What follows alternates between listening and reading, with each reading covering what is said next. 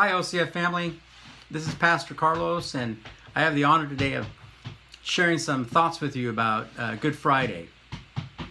And Friday was a pretty awful day in reality for the life of Jesus. He spent the day in various trials before the Sanhedrin and the religious leaders, and also before Herod, and ultimately before Pilate.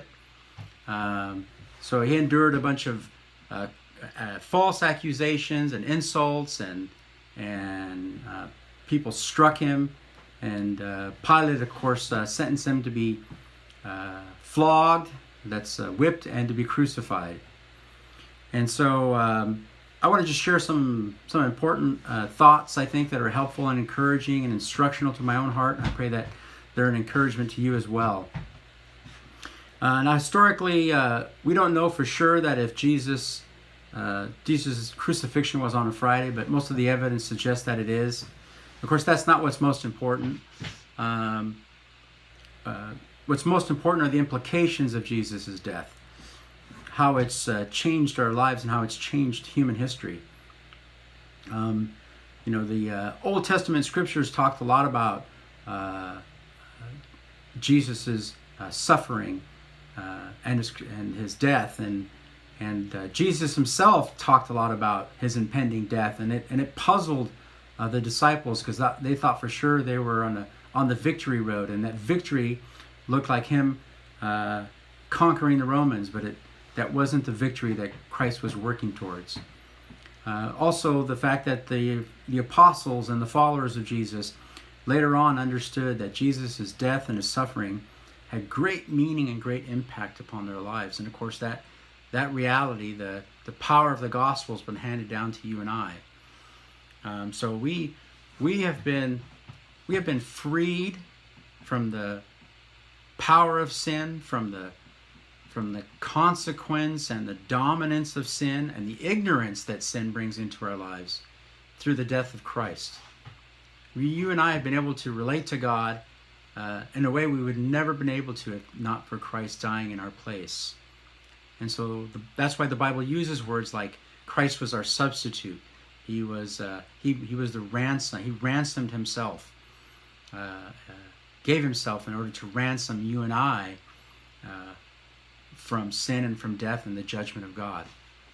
And so it's something that now enables you and I to relate to God on the basis of gratitude and love, and not performance. Right? Just think about that. You and I are able to relate to God, who's perfect and without fault and altogether unique and different, on the basis of gratitude and love, based on what he did for us, not what we can promise to do for him. And so there's that's something we want to take with us as we remember and celebrate Good Friday. There's also some uncertainty about the very phrase we use, Good Friday. And again, that's not really what's most important. The general idea there is that something immensely good came from Jesus' horrific death and sacrifice. Something that not just you and I have benefited from, but the generations before us, and if the Lord doesn't return right away, the generations to come. We are able to enjoy a meaning in our lives that isn't based on our status. We can have joy, we can have hope for our future and for eternity because of what Christ did.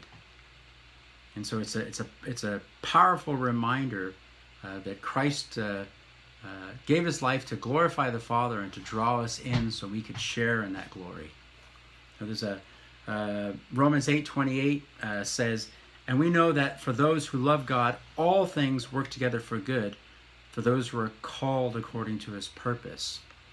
And it's a great verse because it demonstrates not that God worked towards our good pleasure or what we defined as good, but his good pleasure and his purposes for our lives. And I'm so grateful for that. I'm so grateful that we have a God who works towards our greatest good. If I was asked what I would have wanted, it would have not been the answer. I would have not asked for Jesus to come and die and give his life and reconcile me to the Father. That's not what I would have asked for.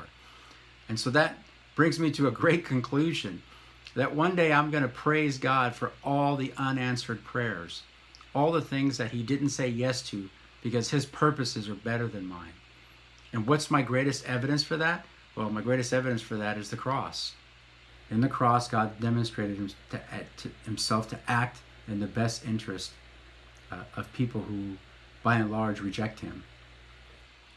And so one last thought to share with you would be just simply in the immensity of the work of the cross. Right? And sort of to apply that to our current circumstances, the coronavirus has affected the whole world.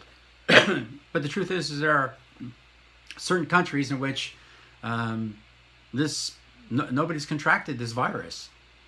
And there will be people who, after all this is said and done, were not affected hardly at all. But the immensity of the cross is that throughout human history, at all time, and into eternity, the cross of Christ has made a difference. Right? At every point in history, the cross of Christ has made a difference. And it applies to all people. And so the reality is what we're feeling and what we're experiencing, all the emotions associated with the disorientation, the stress, those things are very real, but they're not more real than what Christ accomplished. They're not greater in their immensity. These current afflictions, as it were, that you and I are experiencing will not have the transformational effect that the cross has had on our lives.